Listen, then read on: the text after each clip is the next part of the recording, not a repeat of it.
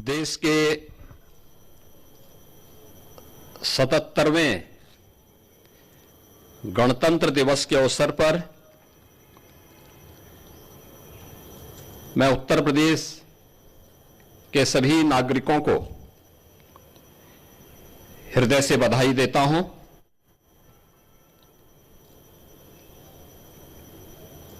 आज ही के दिन 1950 में भारत का संविधान लागू हुआ था। 76 वर्ष की इस यात्रा में अनेक उतार चढ़ाव हमारे इस संविधान ने देखे हैं, लेकिन इस सब के बावजूद एक भारत श्रेष्ठ भारत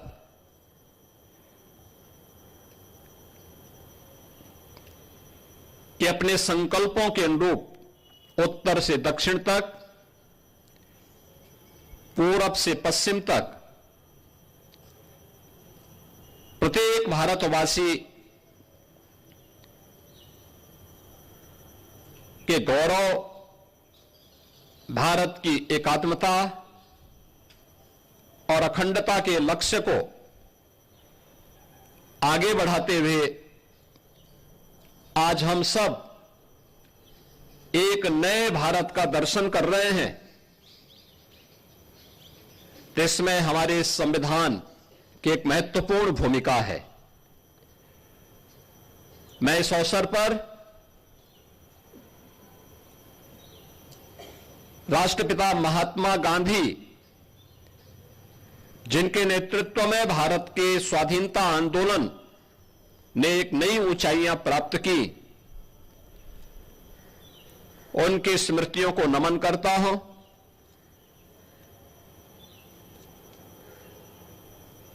भारत के संविधान के सभा के अध्यक्ष, गणतंत्र भारत के प्रथम राष्ट्रपति डॉक्टर राजेंद्र प्रसाद जी, भारत के संविधान के शिल्पी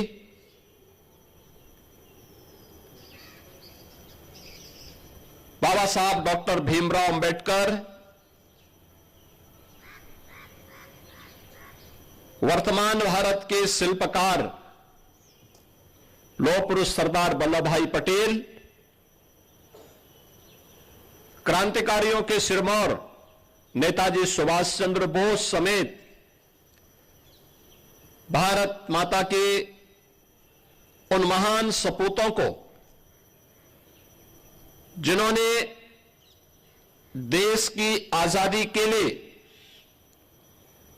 अपना सर्वस्व न्यौछावर किया, इस आंदोलन में बढ़ चढ़ करके भाग लेकर के देश की आजादी को सुनिश्चित किया और स्वतंत्र भारत में देश की सुरक्षा के लिए, आंतरिक और बाह्य सुरक्षा के लिए अपने आप को बलिदान किया है।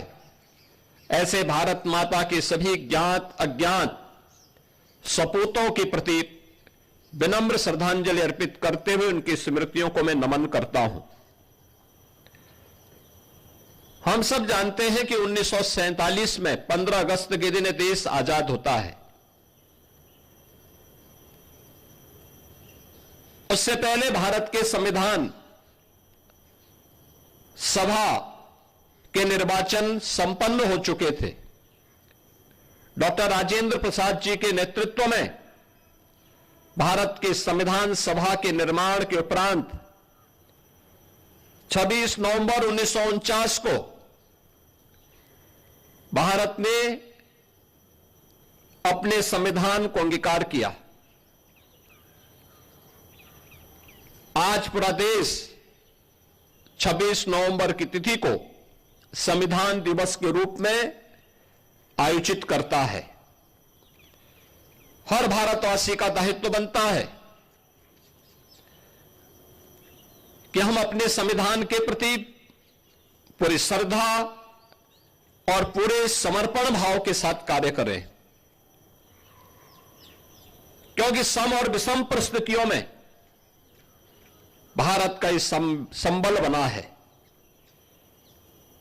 भारत के संविधान की ये पंक्तियां कि हम भारत के लोग हर भारतवासी के लिए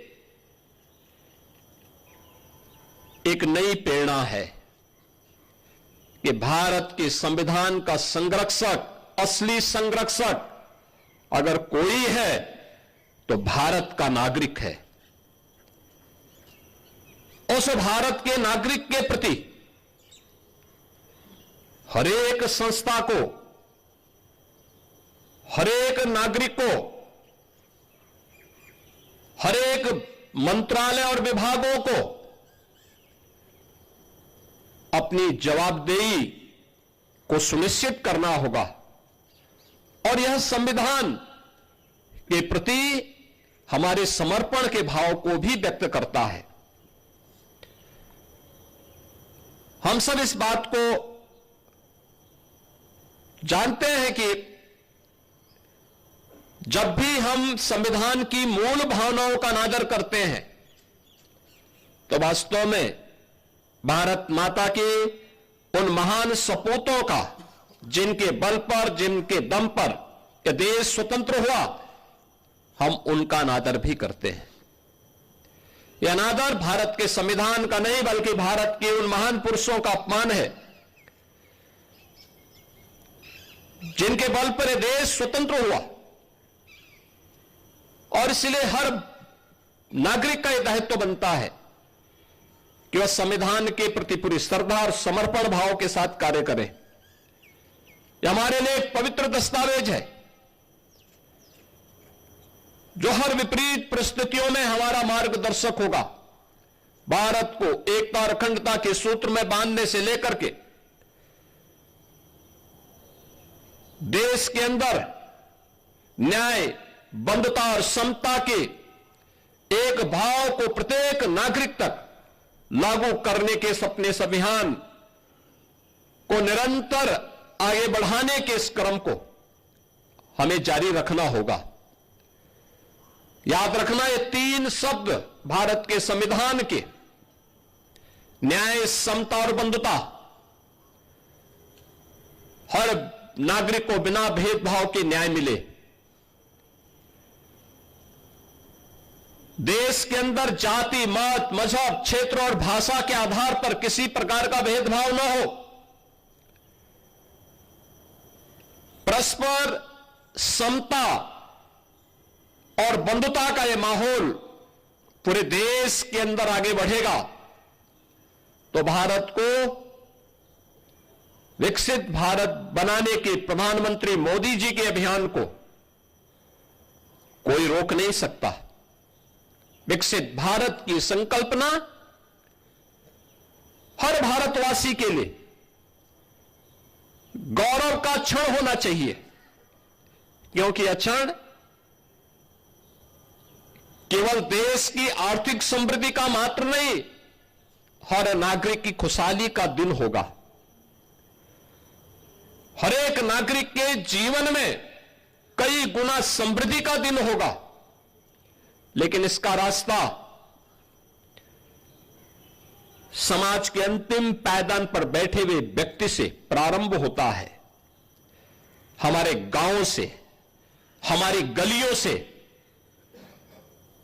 समाज के अलग अलग क्षेत्रों के अंतिम पायदान पर बैठे हुए उन नागरिकों के माध्यम से यात्रा आगे बढ़नी चाहिए। हर एक स्तर पर आत्मनिर्भरता का यह भाव हमें आगे बढ़ाने के लिए सदैव उसके प्रति उस भाव के साथ आगे बढ़ना पड़ेगा। याद रखना, भारत के संविधान के शब्द जिनके बारे में प्रधानमंत्री जी बार बार कहते हैं कि इन तीन शब्दों ने भारत के संविधान को दुनिया के सबसे बड़े लोकतंत्र के रूप में भारत को स्थापित करने में सबसे बड़ी भूमिका का निर्वहन किया है। आजादी के पूर्व देश को सामाजिक रूप से तोड़ने के लिए, विभाजित करने के लिए अनेक दुष्चक्र प्रारंभ हुए थे। कुछ लोगों ने क्षेत्र के आधार पर, कुछ लोगों ने भाषाई आधार पर, कुछ लोगों ने जातीय आधार पर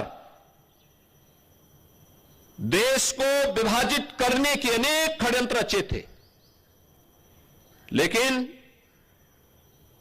वे सभी षड्यंत्र अधिक दिनों तक टिक नहीं पाए।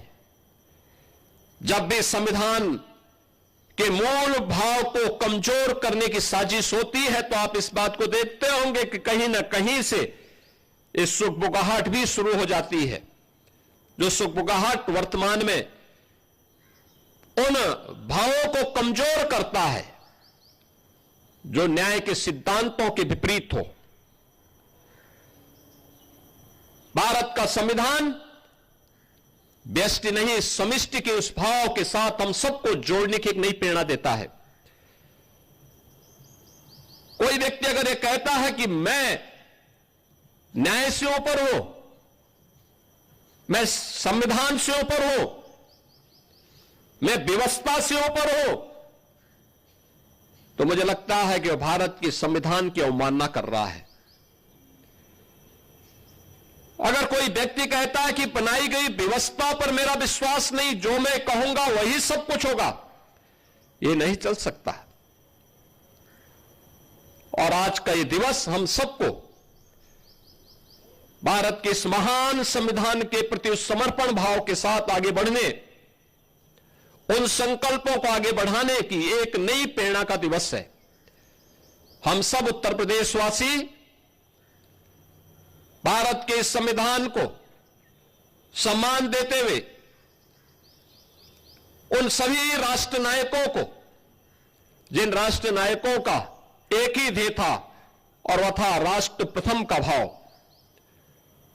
उस राष्ट्र प्रथम भाव का एक दस्तावेज भारत के संविधान के रूप में हम सबके सामने है।